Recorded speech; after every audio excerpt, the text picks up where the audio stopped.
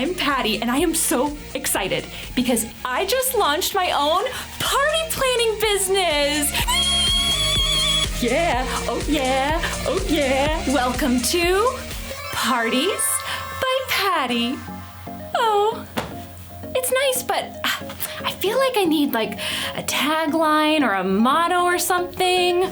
Ooh. Parties by Pattie, your one-stop shop for sensational celebrations. No. Too long. Parties by Pattie, we plan the fun right out of it. Nope. That sounds like the opposite of what we're trying to accomplish here. Parties by Pattie, we plan, you party. That actually might work. I like it. Oh yeah, it's your birthday. Speaking of parties, business is booming. I have so many orders, I had to hire an assistant. You have a deadline at 7 o'clock today. A virtual assistant, that is. This is Alicia. I do virtually everything. Me and Alicia are also like BFFs. As I've told you before, I am incapable of experiencing friendship. Oh, don't you just love her? So today, what are we doing today? Oh, today's client is having an outer space themed event. Woo! An extraterrestrial extravaganza. Here's a question. How do you get ready for a space party? You plan it! I don't get it. Oh, well, because it's a pun, right? Plan it sounds like plan it. No? That's okay. We'll work on it. Before I give you the wrong idea, party planning isn't all fun and games. I mean, it is fun. And there are games, but it is hard work too. You have to do some serious research on your party theme. For instance, I've discovered that a real NASA spacesuit costs $12 million. Shh, no talking. Space is completely silent, not even crickets. Groups of stars have super awesome names like Andromeda, Cassiopeia, Centaurus. Those are all names of Galatians. Galatians is a book of the Bible found in the New Testament. Oops, I meant constellations. Although, if you think about it, Galatians would be a great name for an alien species. We are the Galatians. We come in peace. Now take us to Disney World. We want to ride Space Mountain. But you're right, Alicia. Galatians is a book of the Bible, and I just read it recently for the first time, and I am not kidding when I say the book of Galatians changed my life. It is just, well, out of this world! Did someone say out of this world? Galatians is all about good news, and the good news of Jesus is actually what inspired me to start this business in the first place. I love celebrations, and Jesus gives us so many reasons to celebrate. Hey, I've got an idea. What do you say that we explore Galatians together so I can show you why I love it all so much? Huh? Alicia, clear my schedule. Clearing your schedule would mean canceling the party for today's client. Oopsie, not that. Alicia, clear my schedule for the next 5 minutes. That will disrupt the productivity plan I have created for you, but I'll do what I can. Pulling up Galatians chapter 1. The book of Galatians was written by a man named Paul. He wrote it as a letter and sent it to the church in a place on earth called Galatia. Incoming! It starts off with the usual letter type stuff.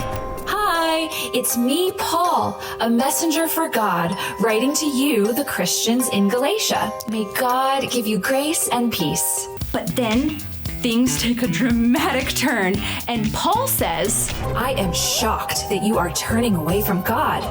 You are following a different way that pretends to be the good news, but is not the good news at all. You are being fooled. Whoa, can you believe that? The people in Galatia were confused about what to believe. It's a good thing that Paul wrote them this letter to help them sort it out. Now, Paul probably knew what the Galatians were going to think when they got his letter. Hey, Paul, who do you think that you are? And why should we listen to you?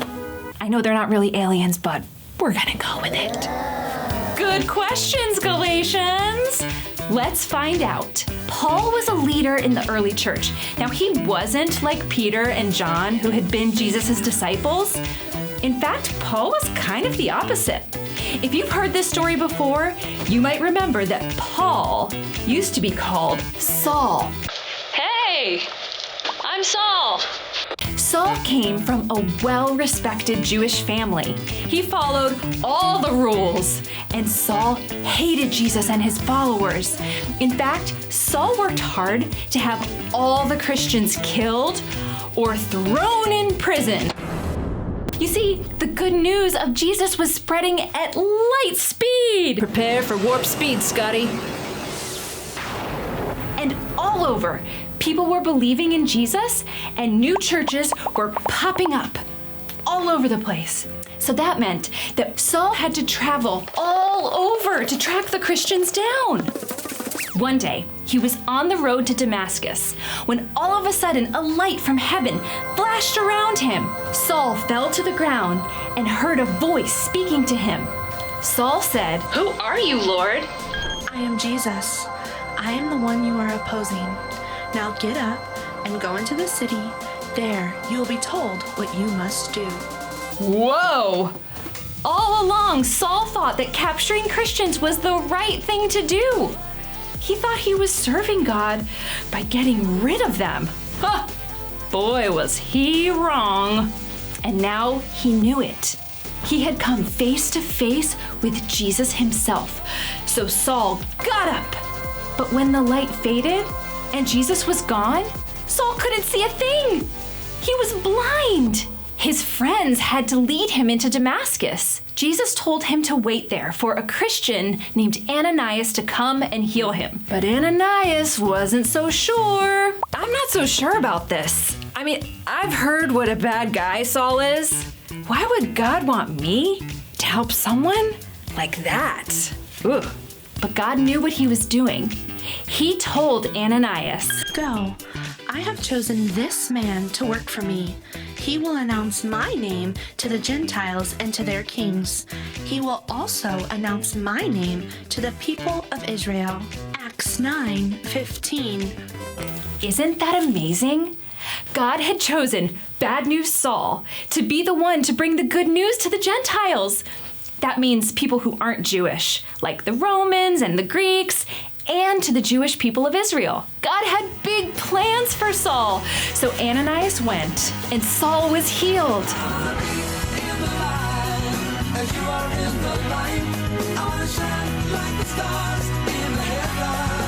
He immediately started preaching about Jesus in the temple and in the streets. Hey guys, come here. I gotta tell you a story about what Jesus did for me and what he wants to do for you. People could not believe it. The good news of Jesus is amazing like that. Because of Jesus, Paul was forgiven. It was like he was a new person. He knew he was loved by God, and God had a special plan for him. And all that good news is true for us too. After meeting Jesus, everything about Saul changed, even his name. He started using his Greek name, Paul, when he went to share the good news with the Greeks. He went to places where people had never heard of Jesus, like the Milky Way. So good. Just kidding. Paul didn't go to the Milky Way or this Milky Way, but he did go to Galatia. So, That's why Paul was able to bring the good news to the Galatians and help them understand what's true. Because Jesus showed him what was true, and God chose him to be a messenger for Jesus. The proof is in the way God changed his life. And the letters that he wrote, like Galatians, became 13 books in the Bible. 13 books! If you think about it, Paul is still sharing the good news about Jesus with us. It just goes to show the good news is out of this world. And that's not even the end of the book. The good news keeps going. So It's time to resume the party planning. she's so good. Thanks for keeping me on track, Alicia. But hey, what do you say that you and me, we keep exploring Galatians together? It'll be a Galatians celebration. Celebration added to calendar. Speaking of celebrations, I've got an outer space party to plan, so I will see you next time. Or rather, I'll see you, Vader. Get it? Get it? Like Darth Vader, right? Luke, I am your father.